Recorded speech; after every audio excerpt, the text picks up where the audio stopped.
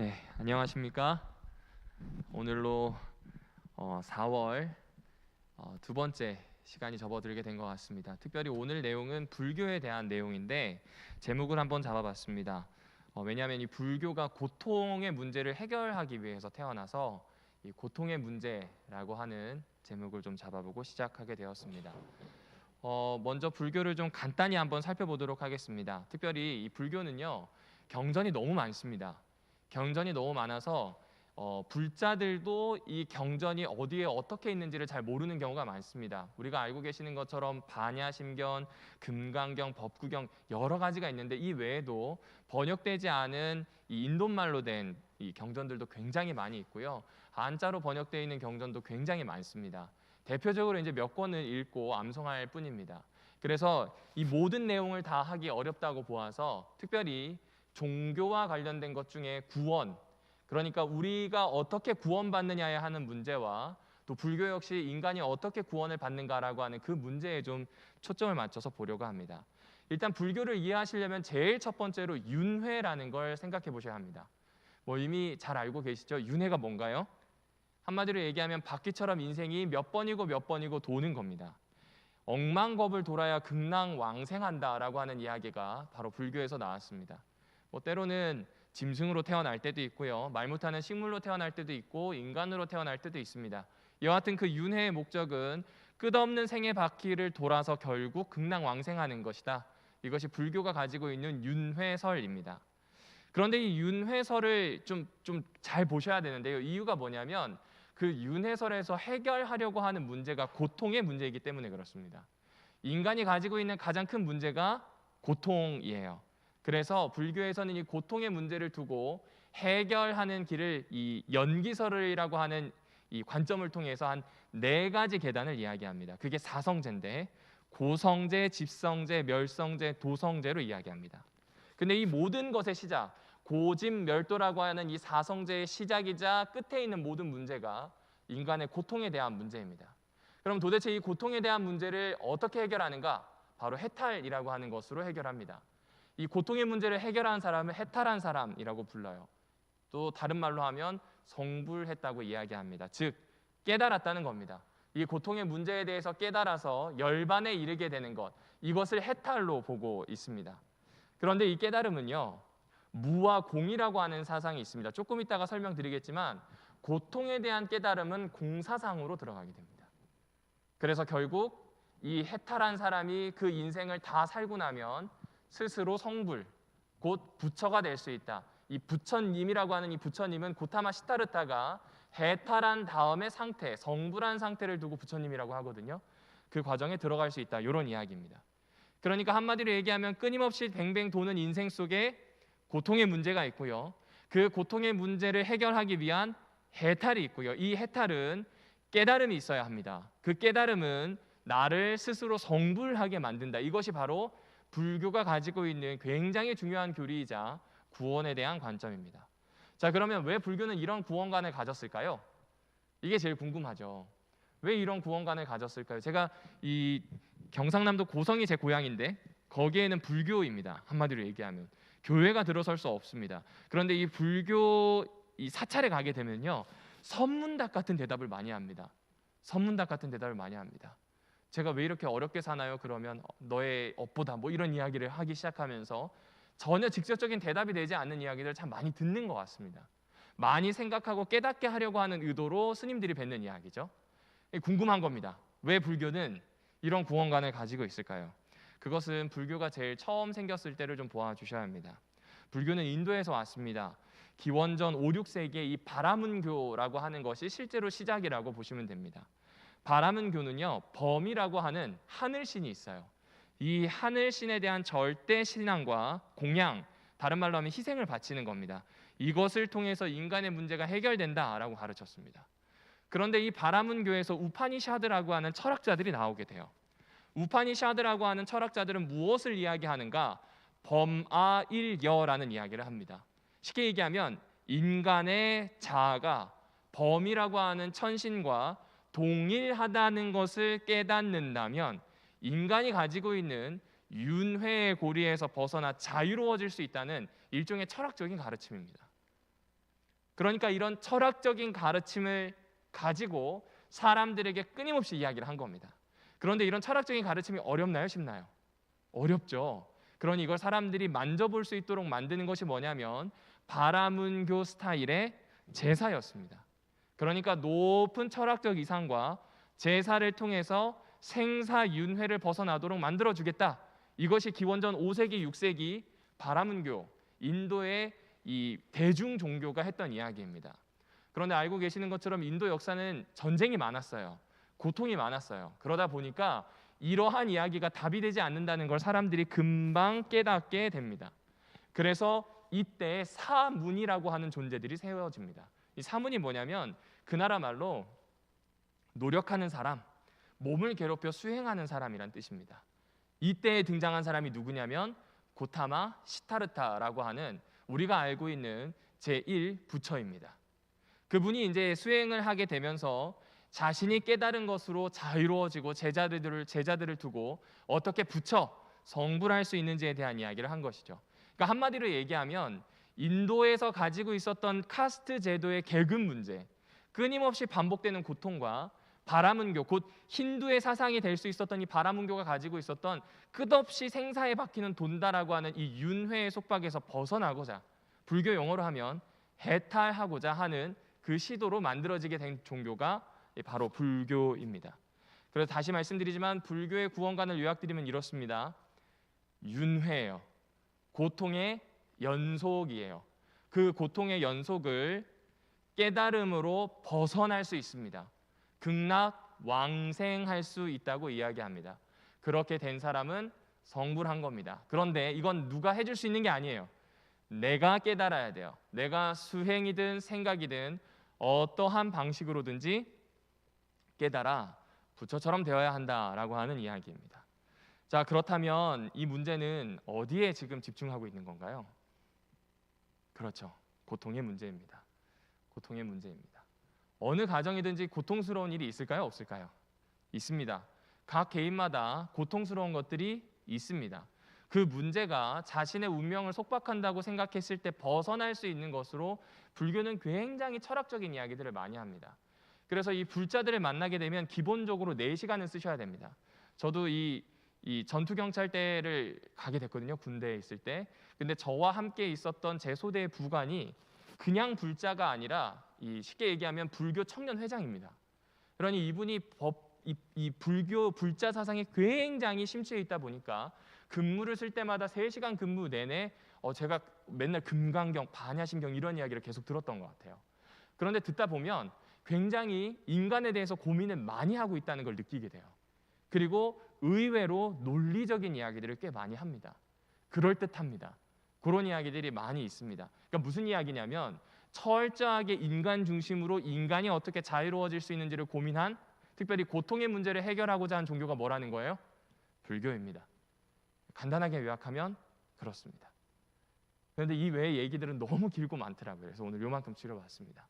자, 그렇다면 이제 고통의 문제를 스스로 성불하는 것으로 해결하겠다고 하는 불교의 이야기가 있으면 궁금한 건 비교 종교니까 우리의 이야기죠. 우리는 어떻게 이야기할 수 있을까요? 여러분 시편 116편 1에서 14절에 있는 말씀입니다. 여기에서 제가 몇 구절을 빼서 읽어드리도록 하겠습니다. 세번역 성경으로 읽어드리겠습니다. 주님께서 나의 간구를 들으시기에 내가 주님을 사랑합니다.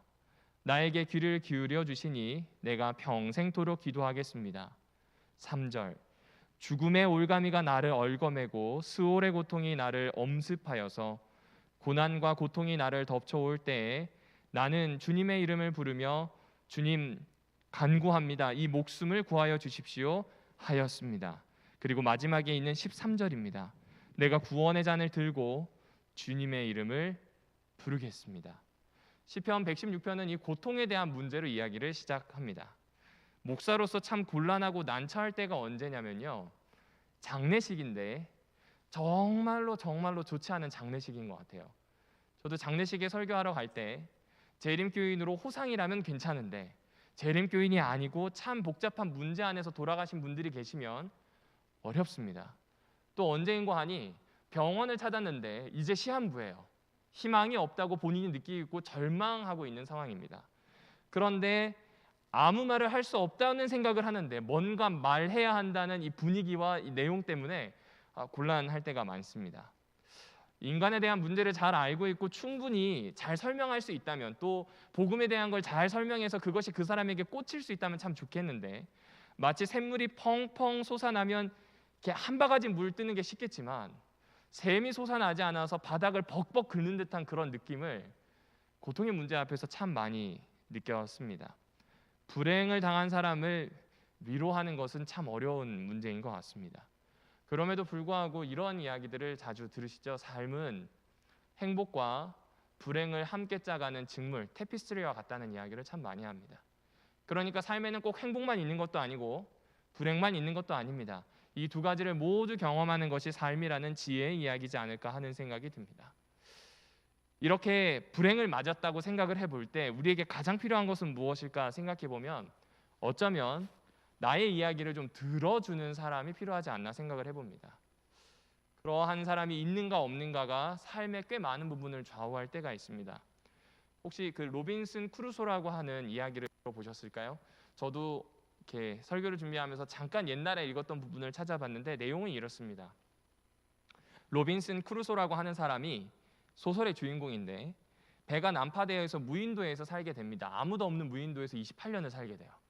근데 그 28년을 살고 있다가 어느 날 갑자기 그 섬에 똑같이 난파되어 찾아온 흑인이 있습니다. 이 사람은 노예예요. 이 노예인데 이 노예가 하필이면 금요일에 옵니다. 그래서 그의 이름을 프라이데이라고 지었어요. 근데 대부분 노예면 백인인 로빈슨 크루소가 어떻게 해야 될까요? 다스리거나 일을 시키거나 막 이렇게 해야 되잖아요. 외로웠나 봐요. 흑인 노예를 앉혀놓고 이야기를 하는데 노예에게 하듯 하지 않고 일반인에게 하듯 대화를 합니다.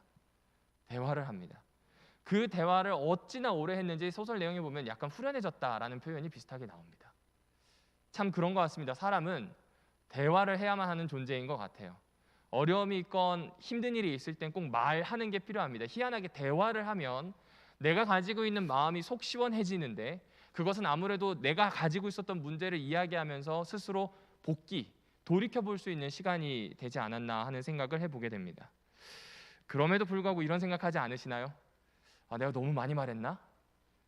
우리 관계가 좀 동등했는데 내가 약점을 너무 많이 보여서 비스듬해진 거 아닌가? 이거 쓸데없는 말 소문나는 거 아닌가? 그래서 어떻게 대화를 하다 보면 정말 하고 싶고 정말 터놓고 싶은 이야기들이 있는데 그런 불안함 때문에 좀 유보적인 자세로 다 이야기하지 못하는 그런 것도 있는 것 같습니다. 그래서 이렇게 생각을 해봅니다.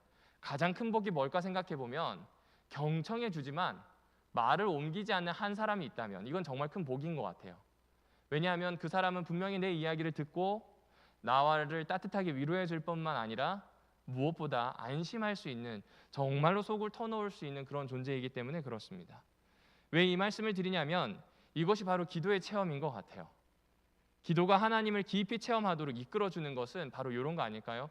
경청해 주시지만 말을 옮기지 않는, 나의 고통의 문제를 오롯이 따뜻하게 위로해 주실 수 있는 한 분이 계시기 때문입니다.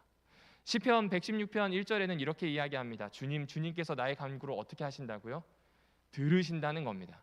고통의 문제에 접근할 때 그리스도 교회에서 제일 처음 가지는 전제입니다. 특별히 이 시편 기자가 가지는 전제는 나의 간구를 어떻게 하시는 분이세요? 들어주시는 분이라고 소개합니다. 들어주시는 분께 2절에 보면 평생 기도하겠다는 고백으로 이어지게 됩니다.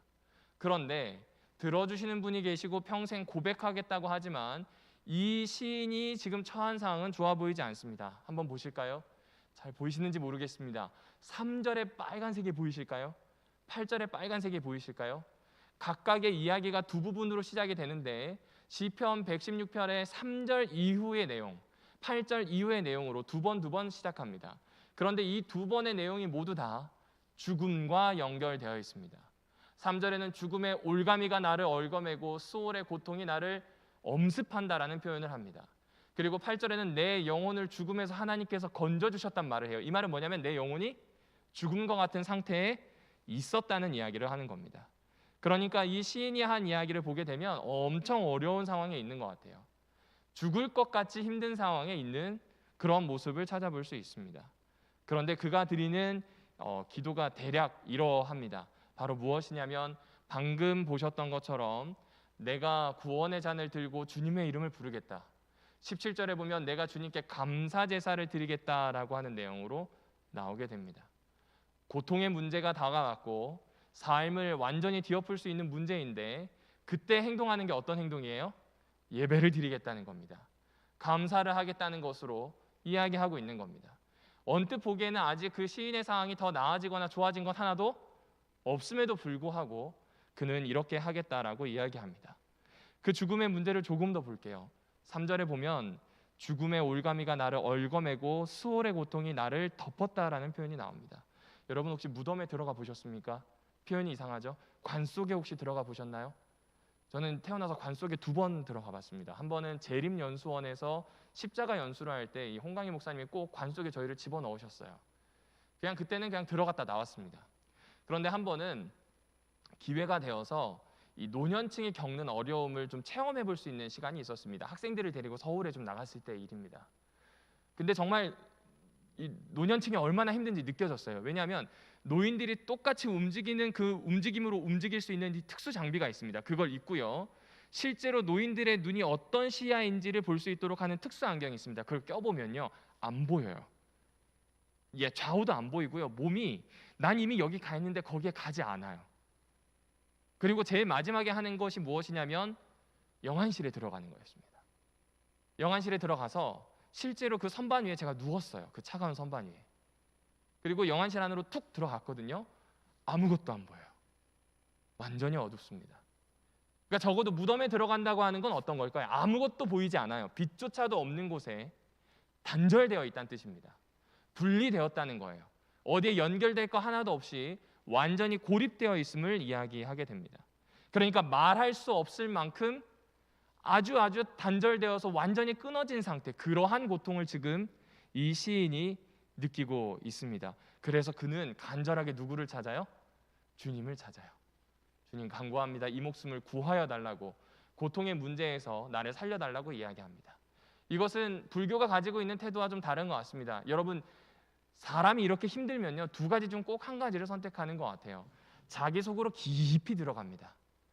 굳이 표현하자면 불교적 방법입니다. 하지만 그리스도 교회에서도 수도원 신앙을 하시는 분들은 자기 속으로 깊이 들어갑니다. 다른 하나는 위를 바라보는 겁니다. 위를 바라보는 겁니다. 지인은 지금 어떤 걸 선택하고 있는 것 같나요? 자기 안으로 깊숙이 들어가나요? 자가 성부를 이루기 위한 행동을 하나요? 아니요, 그렇지 않습니다. 기도합니다. 위를 바라봅니다. 경청하시고 끝까지 들어주시는 하나님을 찾고 있는 겁니다. 그래서 시편 116편 6절엔 이렇게 이야기합니다. 주님은 순박한 사람을 지켜주신다. 내가 가련하게 되었을 때 나를 구원하여 주셨다라는 이야기로 그는 믿음을 고백합니다. 여러분, 여기에 나오는 이 순박한 사람은 시골 청년처럼 순진한 그런 사람 아닙니다. 여기에 나오는 순박하다라고 하는 표현은 하나님께 오로지 마음을 두는 사람입니다. 하나님의 도움만을 바라볼 수밖에 없는 약하게 된 사람을 순박한 사람이라고 표현합니다. 그러니까 우리가 믿는 하나님은 아름답게 치장된 언어보다 약자들의 이야기를 어떻게 하시는 분이에요? 들어주신다는 내용을 여기에 지금 적고 있는 겁니다. 사라에게 쫓겨나서 광야에서 방황하던 하갈의 음성을 하나님은 물리치지 않으셨어요. 애굽의 전제정차에서 신음하던 히브리인들의 신음소리를 듣고 약속하신 것을 기억하셨고 당신의 나라가 임하소서라는 기도의 소리로 바꿔 들으신 분이 우리 하나님이십니다. 시인은 지금 이런 하나님에 대한 절대적인 신뢰를 보내고 있는 거예요. 다시 말씀드릴게요. 고통의 문제에 있어서 불교는 자가성불이에요. 그 안에 철저하게 자기 속으로 들어가서 깨달음을 찾아요. 그런데 시편에 나오는 시인은 지금 어떻게 하고 있나요? 위를 쳐다봅니다. 위를 쳐다보고 하나님께 전적으로 신뢰하는 개인의 경험을 오늘 시로 우리에게 소개해주고 있습니다. 그의 모습은 7절에서 이렇게 이어집니다. 내 영혼아, 주님이 너를 너그럽게 대해주셨으니 너는 마음을 편안히 가져라. 시인은 자신의 기도 응답에 대해서 지금 소개해주는 겁니다. 바위보다 큰 무게로 그의 영혼을 짓누르던 일들이 거짓말처럼 사라졌다는 이야기입니다. 문제는 해결되었는지 모르겠지만 한 가지 분명한 것은 거듭되는 어려움으로 인해 캄캄했던 그의 내면에 적어도 불 하나가 켜진 것은 확실한 것 같습니다. 시인은 이제 자기 영혼을 향해 이렇게 이야기합니다. 주님께서 내 영혼을 죽음에서 건져주시고 내 눈에서 눈물을 거두어 주시니 내 발이 비틀거리지 않게 하여 주셨다는 표현으로 이어가고 있습니다. 너그럽게 하시는 하나님이 영혼의 죽음에서 건지시고 너그럽게 하시는 하나님이 평안함에 있을 수 있도록 눈물을 거두어 주시고 너그럽게 하시는 하나님이 내 발이 비틀거리지 않도록 세워주신다는 이야기로 이어가고 있습니다. 이제 그의 모든 것들은 하나님께 달려 있음을 이야기하고 있는 겁니다. 8절을 조금 더 보실까요? 내 영혼의 죽음에 대해서 이야기합니다. 내 영혼의 죽음, 이것은 아마 앞에서 이야기했던 것처럼 거미줄처럼 영혼을 올가매는 문제일지 모르겠습니다. 생의 어려움, 고통의 문제가 찾아오면 사람은 무기력해집니다. 힘이 없어져요. 무기력해지면 그 다음에 꼭 오는 것이 무의미하게 느낍니다. 아무것에서도 의미를 발견하지 못합니다. 의미를 발견하지 못하면 반응할 수 없습니다. 결국 내가 책임져야 할 것들을 책임질 수 없는 그런 상황에 빠지게 됩니다. 이를 두고 나태함이라고 이야기합니다. 게으름이 아닙니다. 성경에서 이야기하는 나태함의 정의는 응당해야 하는데 할 수 있는 능력이 없거나 하지 않는 것을 나태함이라고 표현합니다. 이 이야기는 우리에게 조금 더 생각을 하게 합니다. 왜냐하면요, 우리가 고통의 문제를 당해서 그냥 무의미하다, 그냥 삶이 재미없다로 끝나지 않기 때문입니다. 사람은 어떤 존재인가? 밥만 먹으면, 의식주만 해결되면 살 수 있는 존재가 아니라 하나님의 말씀으로 사는 존재다라는 이야기를 합니다. 다른 말로 바꿔볼까요? 사람은요, 의미를 먹고 삽니다. 의미를 먹고 살아야 돼요. 밥을 먹는 것만큼이나 중요한 것이 의미를 먹고 사는 겁니다. 그런데 고통의 문제가 찾아오면 그 고통의 문제가 의미를 찾지 못하도록 만든다라고 성경은 소개합니다. 퓨도르 도스토옙스키도 이렇게 얘기합니다. 사람을 황폐하게 망가지도록 만드는 건 무의미한 일들을 반복해서 시키는 거다. 그 당시에 있었던 사회 모습을 풍자한 이야기일 겁니다. 그러나 이것은 단순히 그 사회의 모습이 아니라 오늘 나의 모습을 생각해봐도 좋습니다. 오늘 내가 고통의 문제를 내가 겪고 있다면 내가 나 스스로를 보았을 때 내 삶에서 의미 있는 걸 찾기가 어렵다는 이야기입니다. 그래서 이때 우리가 어떻게 해야 될지 고민하는 것조차 아무것도 할 수 없는 그런 상황입니다. 한국인들이 가장 많이 겪는 아픔이 인생의 무의미함이랍니다. 그걸 언제 겪는가? 고3 딱 넘어서면 느낀답니다. 그리고 퇴직할 때 느낀다라고 합니다. 왜냐하면 내가 나다움을 찾을 수 있는 곳이 학교였거든요. 그곳에서 나의 나다움을 찾는 게 나의 독특한 개성을 인정하고 받아들이는 것이 아니라 누구와 경쟁해서 이기는 겁니다. 회사도 마찬가지입니다. 나의 나다움이 내 연봉이었어요. 내 실적이었고 내가 가지고 있는 위치였는데 그것이 없어지게 되니 무의미하게 느껴지는 겁니다. 그런 문제를 가지고 있는 이때에 시인은 하나님을 찾고 하나님에게서 답을 얻었다라고 이야기해 줍니다. 다시 8절을 보시게 되면 내 영혼의 죽음을 넘어서 눈에 눈물이라고 하는 표현이 나옵니다. 여러분, 하나님은요, 무시당하고 짓밟히는 사람들의 눈물을 모른 채 하지 않으십니다. 그들의 눈에서 눈물을 거두어 주시고요, 그들이 살 수 있는 권리를 회복해 주시고 그가 가지고 있는 존엄한 인격을 인정받을 수 있도록 만드시는 분이 누구인가? 하나님이십니다. 제가 기억하는 게 맞는지 모르겠습니다. 새하늘과 새 땅이라고 하는 복음성가에 보면 이렇게 나옵니다. 슬픔의 파도에 떠밀려도 기쁨의 해안에 당도한다. 하나님이 그렇게 만드시는 분이라는 거죠. 슬픔이 있더라도 다시 기쁨의 해안으로 가서 안전하게 내가 설 수 있도록 도우시는 분이라고 표현합니다. 찬미가 467장 2절 가사에 보면 이렇게 나옵니다. 그 물결이 일어나 나 쉬지 못하나. 이 풍랑으로 인하여 더 빨리 나아간다는 표현이 나옵니다. 더 빨리 죽음으로 향해 나아간다는 뜻일까요? 아니에요. 그 뒤에 가사에 보면 항구적인 안전을 약속하시는 하나님에게로 향한다는 이야기가 여기에 적혀 있습니다. 그렇습니다. 우리 하나님은 고통의 문제가 있을 때 그 고통의 문제가 있는 사람을 살리시는 분, 세우시는 분, 생명을 회복하게 하시고 의미를 주시는 분, 그 발을 든든하게 서게 하시는 분임을 우리에게 이야기해주고 있는 겁니다. 그래서 지금 거친 돌짝밭을 걷는 것처럼 고단한 세월을 보내고 있다면 잊지 말아 주십시오. 주님이 함께 그 길을 걸으며 우리와 꼭 붙들고 함께 하실 거라는 사실을 약속해 주셨기 때문입니다. 시편 116편 9에서 10절에서는 이렇게 이야기합니다. 이제부터 나는 주님 앞에서 살겠다는 고백을 합니다. 내가 주님 앞에서 살겠다는 이 고백을 할 때 내 상황이 나아져서 감사합니다라는 표현이 여기 나오지 않습니다. 여전히 고통의 문제를 안고 있습니다. 그래서인지 10절에 보면 내 인생이 왜 이렇게 고통스러우냐라고 생각할 때에도 나의 믿음이 흔들리지 않는다라고 하는 것을 근거로 달았습니다. 고통이 이 시인의 마음을 무른 사람, 무너지기 쉬운 사람으로 만든 것이 아니었습니다. 오히려 저력 있는 사람, 단단한 사람, 새로운 삶을 다짐할 수 있는 사람으로 만들었습니다. 그래서 그는 9절에서 주님 보시는 앞에서, 주 앞에서 살겠다는 표현을 합니다.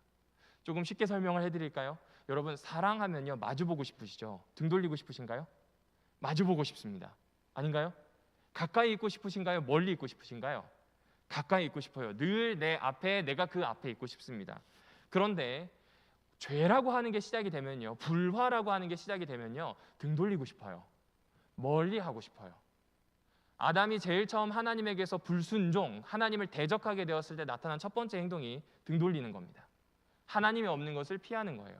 지금 이 시인이 하고 있는 고백은 그와 완전히 반대된 겁니다. 하나님 앞에서 살고 싶다는 겁니다. 다시 말씀드릴게요. 고통의 문제가 해결되지 않았지만 하나님 앞에서 살고 싶다는 이야기를 합니다. 왜 이런 이야기를 할 수 있을까요? 그 고통이 물론 죄와 관련될 수도 있지만 대부분의 인간이 가지고 있는 고통은 행복과 불행의 양면으로 있는 것처럼 죄와 상관없이 꼭 고통스러운 것들이 찾아오기 때문입니다.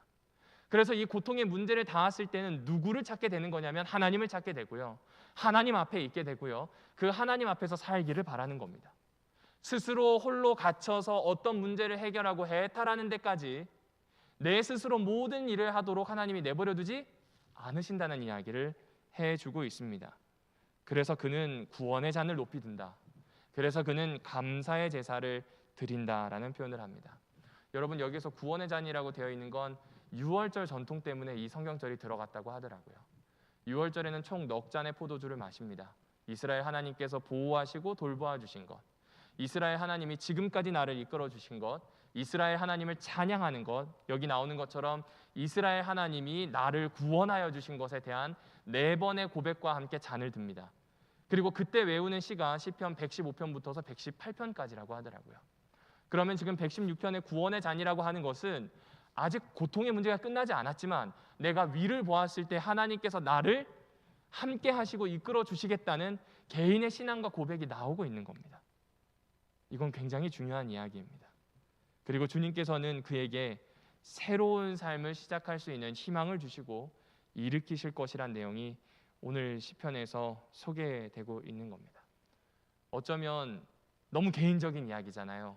어쩌면 이 시가 그 한 사람의 경험으로 끝나고 공감이 안 될 수도 있거든요. 그런데 시편에 남아 있는 것은 이것이 개인의 경험을 넘어서 그 당시 공동체뿐만 아니라 오늘 우리에게도 어떤 방식으로 고통의 문제를 접촉해야 될지를 알려주는 귀한 자산인 것 같습니다. 제가 시편 강의라고 하는 책에서 이런 문장을 찾았습니다. 신앙은 보잘것없는 인생의 재료를 가지고 연금술 같은 변화를 경험케 한다. 그 결과는 비교할 수 없는 아름답고 빛난 것을 만든다라고 되어 있습니다. 여러분, 연금술은요, 원래 말도 안 되는 어떤 금속이나 혹은 비금속을 가지고 금을 만들려는 시도였습니다. 당연히 연금술은 성공하지 못했습니다. 하지만 그 연금술 덕분에 화학이 발전합니다.